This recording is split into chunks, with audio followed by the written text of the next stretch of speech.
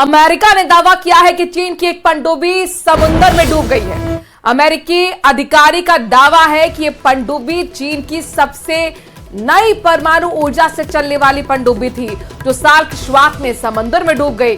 चीन के पास दुनिया की सबसे बड़ी नौसेना है और ऐसे में यह खबर चीन के लिए बहुत ज्यादा शर्मनाक है, लेकिन चीन ने ऐसी किसी जानकारी से इनकार किया है। वहीं अमेरिकी अधिकारी का कहना है कि यह जानकारी नहीं है कि किस कारण से पनडुब्बी डूबी। जब ये डूबी तो इसमें परमाणु ईंधन था या फिर नहीं। तो बड़ी खबर, अमेरिका ने दावा किया है कि चीन की एक पनडुब्बी समुद्र में डूब गई है।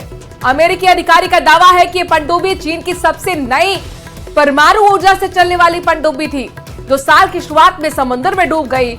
चीन के पास दुनिया की, आपको बताएं, कि सबसे बड़ी नौसेना है और ऐसे में यह खबर चीन के लिए बेहद शर्मनाक बताई जा रही है, लेकिन चीन ने ऐसी किसी जानकारी से इनकार कर दिया है। तो वहीं अमेरिकी अधिकारी का कहना है कि जानकारी नहीं है कि किस कारण से पनडुब्बी डूबी और जब ये डूबी तो इसमें परमाणु ईंधन था या नहीं। लेकिन चीन को लेकर एक बड़ा दावा अमेरिका की तरफ से, दावा ये कि चीन की एक पनडुब्बी समुद्र में डूब गई है। वो तस्वीर भी आपको दिखा रहे हैं, चीन की एक पनडुब्बी समुद्र में डूबी। अमेरिकी अधिकारी दावा कर रहे हैं कि पनडुब्बी चीन की सबसे नई परमाणु ऊर्जा से चलने वाली पनडुब्बी थी, जो साल की शुरुआत में समुद्र में डूब गई। चीन के पास दुनिया की सबसे बड़ी नौसेना है और इसीलिए यह माना जा रहा है कि ये जो खबर है चीन के लिए बहुत ही ज्यादा शर्मनाक है। चीन ने हालांकि किसी जानकारी से इनकार किया है, इस तरह की जानकारी से वो इनकार कर रहा है, लेकिन अमेरिका का यह दावा कि चीन की पनडुब्बी साल की शुरुआत में ही डूब गई। उधर ईरान ने इजराइल को डराने के लिए एक ऐसा पोस्टर छापा है जिसे युद्ध भड़काने वाला डॉक्यूमेंट कहा जा रहा है। इस पोस्टर के जारी होने के बाद ईरान के सुप्रीम लीडर अली खामनेई ने कहा है कि इजराइल के खिलाफ हिजबुल्लाह की जीत फाइनल है।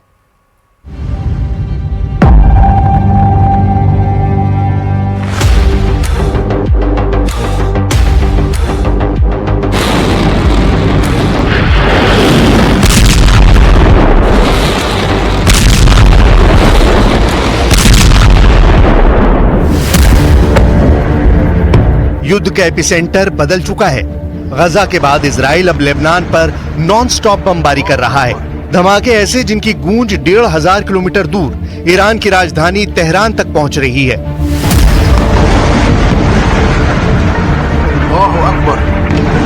1500 से ज्यादा हमले और एक ही दिन में 550 जान लेने वाले इजराइल के बम।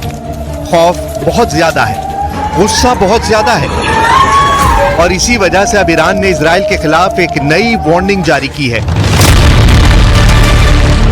यह है ईरान की राजधानी तेहरान।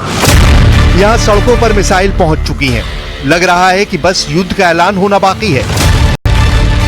और तेहरान की इस इमारत पर लगा दिया है ऐसा पोस्टर जिसमें इजराइल के लिए एक मैसेज है।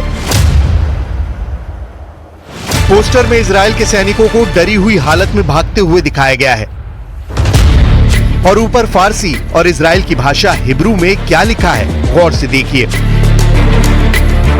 फारसी में लिखा है, हम उस जगह बदला लेंगे जहां तुमने सोचा भी नहीं होगा। हिब्रू में लिखा है, शुरू तुमने किया, खत्म हम करेंगे। इस पोस्टर में इजरायली सैनिकों को खौफ में दिखाकर यह मैसेज देना सीधा इजराइल को चैलेंज है। इजराइल को डराने वाला बयान ईरान के राष्ट्रपति मसूद पेज़ेश्कियान ने संयुक्त राष्ट्र में भी दिया है। سال گذشته رئیس جمهور خدمتگزار کشورم ابراهیم رئیسی از همین سخنگاه با شما سخن گفت. او در راه خدمت به مردم ایران شهید شد. روحش شاد باد. من اینک برای اولین بار از این جایگاه ریاست جمهوری اسلامی ایران با شما سخن میگویم.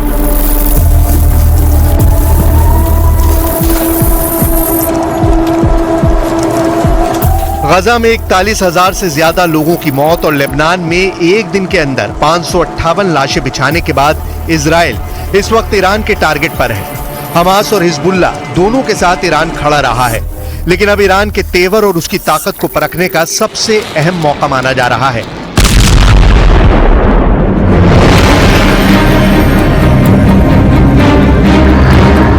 तेहरान की सड़कों पर इजराइल से बदला लेने वाले पोस्टरों में इस्माइल हानिया भी हैं।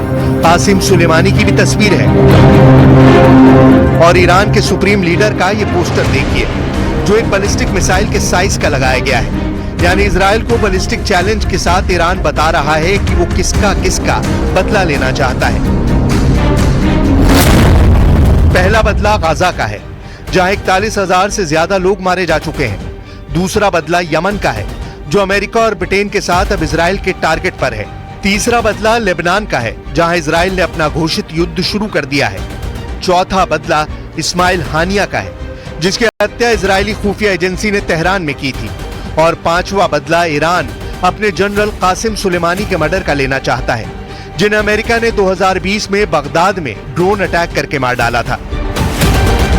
तेहरान की सड़कों पर मिसाइल के साथ जनरल कासिम सुलेमानी की तस्वीर इसका सबूत है।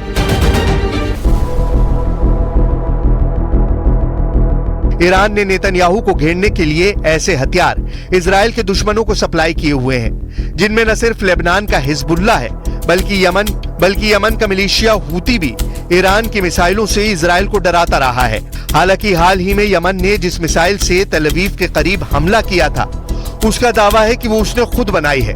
लेकिन हूती और हिजबुल्ला के पास ऐसे बहुत से हथियार हैं जिन पर मेड इन ईरान की छाप लगी हुई है।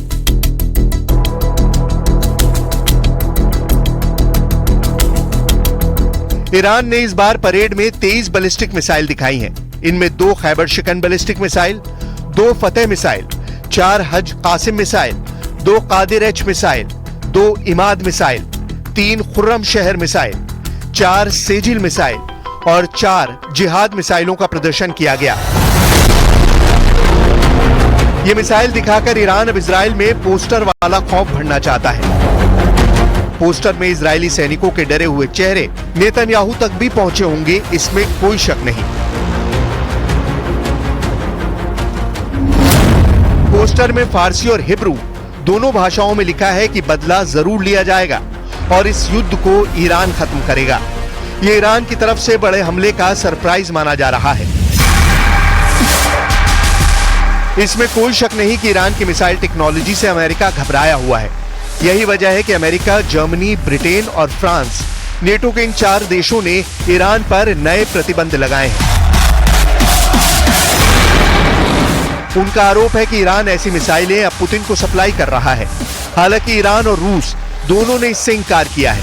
अब इस परेड और पोस्टर दोनों के जरिए ईरान बताना चाहता है कि उसका बदले वाला इरादा अटल है।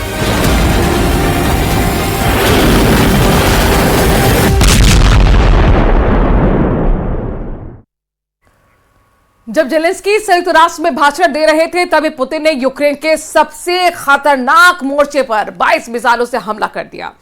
अब जेलेंस्की ने नेटो से ऐसी गुहार लगाई है जिसे सुनकर बाइडेन ने कहा है कि वो मजबूर हैं। ये रिपोर्ट देखिए।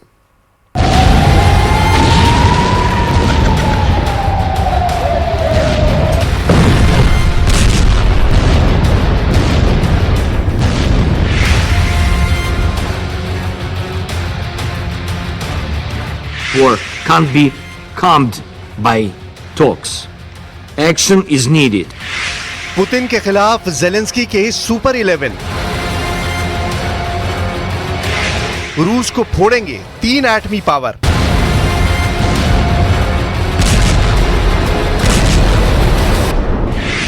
पुतिन पर होगा एक्शन, वर्ल्ड वॉर की टेंशन।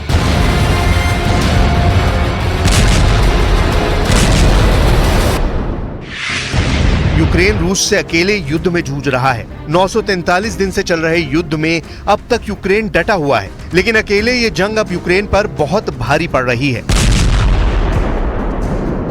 जेलेंस्की कभी भी पुतिन के आगे सरेंडर कर सकते हैं। ये बात प्रेसिडेंट जेलेंस्की ने लाउड एंड क्लियर अंदाज में कह दी है, जिसके मायने हैं या तो पूरा यूक्रेन पुतिन के कब्जे में होगा या फिर पश्चिमी देश और सुपर पावर अमेरिका युद्ध में यूक्रेन के साथ शामिल हों।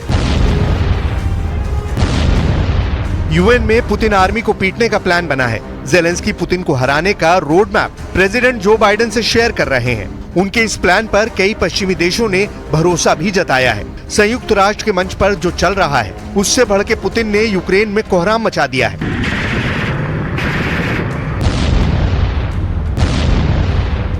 जब यूएन में जेलेंस्की पुतिन के खिलाफ मोस्ट पावरफुल गुट बनाने की अपील कर रहे थे, तब रूस की सेनाएं डोनेस्क और खार्किव को दहला रही थी। प्रचंड मिसाइल अटैक से डोनेस्क में आधी रात से शुरू हुआ हाहाकार बुधवार की सुबह तक चलता रहा। पुतिन आर्मी ने बैटल ग्राउंड में बढ़त बनानी फिर से शुरू कर दी है। यूक्रेन के वुलेदार में रूस का झंडा कई जगह लहराने लगा है। पश्चिमी डोनेस्क के ओबाल्ट में भी रूस यूक्रेन पर हावी हो चुका है। डोनेस्क में मार खा रहे जेलेंस्की के सोल्जर्स ने कुर्स्क में भीषण पलटवार शुरू किया है। यूक्रेन ने टोरेत्स्क और वोवचांस्क फ्रंट पर भी रूस को दहलाया है। बुधवार 25 सितंबर की सुबह रूस ने यूक्रेन में S-300 से मिसाइल दागी है।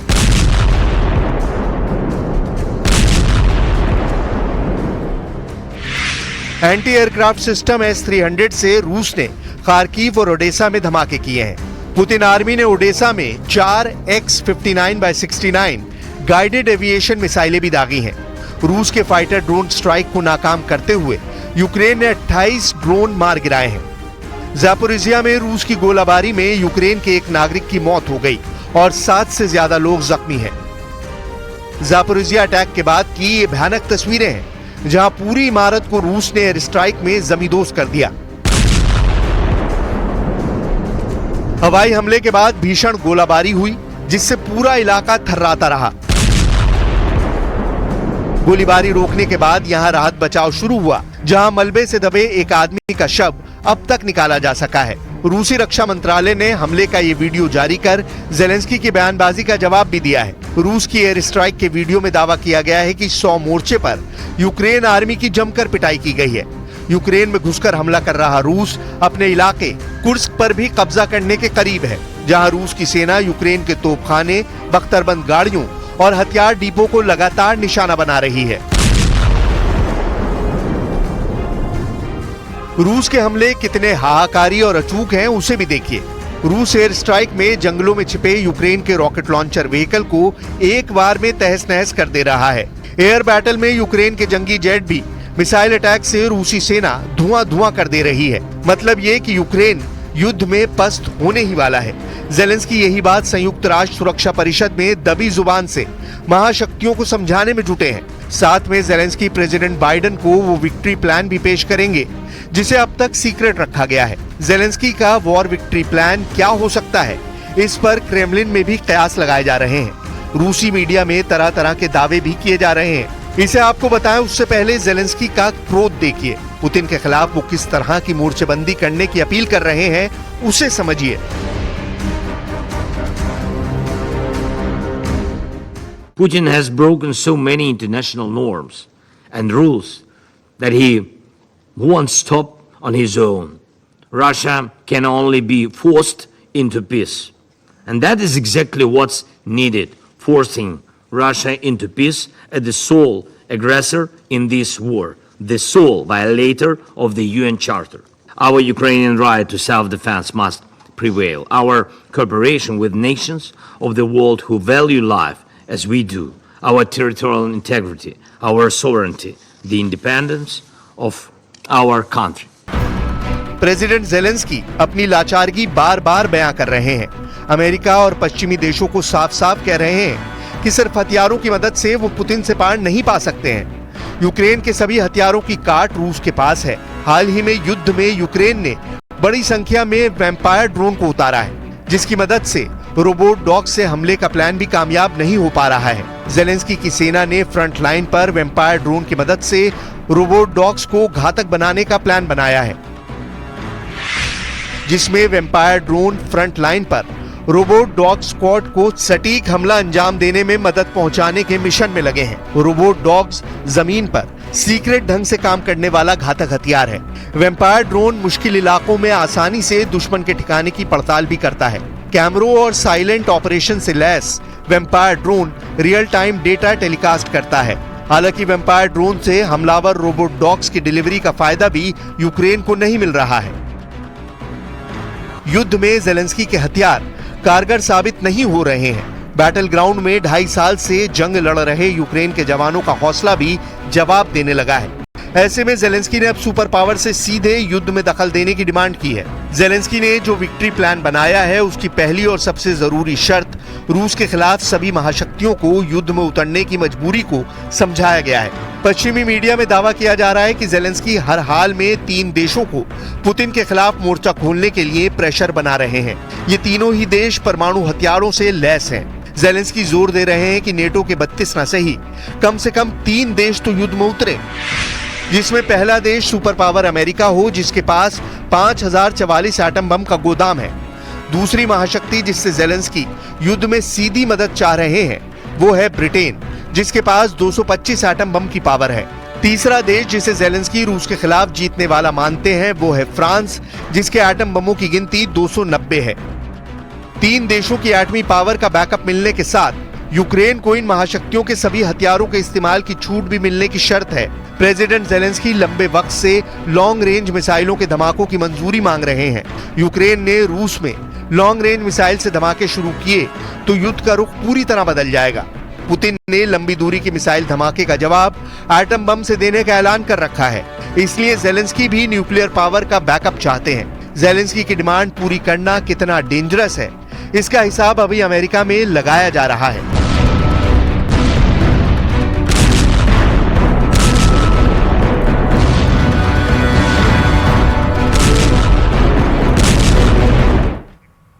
उदयपुर से श्रीगंगानगर के सूरतगढ़ उपखंड क्षेत्र की ग्राम पंचायत परमपुरा की रोही 6 SLD में बीती रात एक बार फिर हिरण के शिकार का मामला सामने आया है। सूचना पर आसपास के क्षेत्र के जीव प्रेमियों ग्रामीण मौके पर पहुंचे। ग्रामीणों और जीव प्रेमियों ने क्षेत्र में लगातार हो रही हिरण शिकार की घटना को लेकर नाराजगी जाहिर की। सूचना मिलने पर वन विभाग के अधिकारी और सदर पुलिस जाब्ता सहित मौके पर पहुंची। ग्रामीणों ने बताया कि अज्ञात शिकारी द्वारा हिरण की गोली मारी गई थी और शिकारियों की गिरफ्तारी वन विभाग के अधिकारियों पर कार्रवाई की मांग को लेकर ग्रामीणों ने रात में ही धरना देना शुरू कर दिया।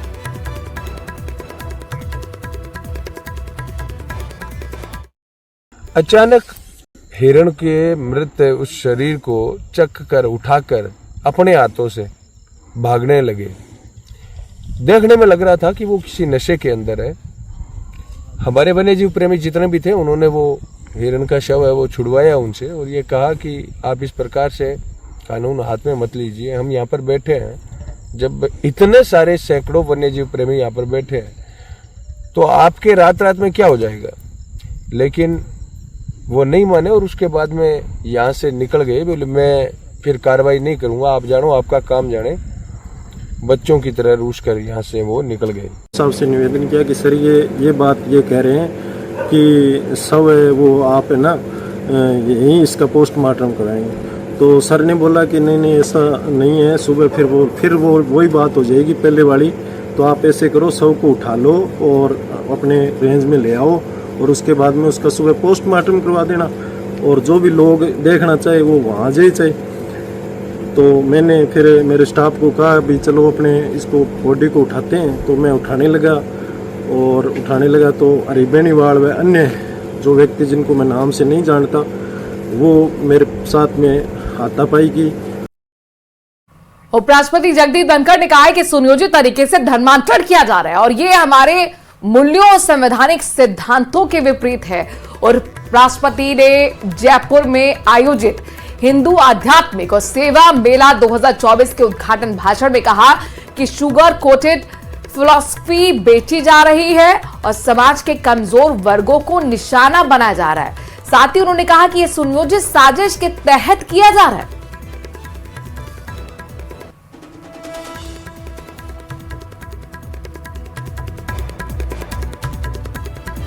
सनातन कभी विष नहीं फैलाता, सनातन संचार करता है स्व शक्तियों का।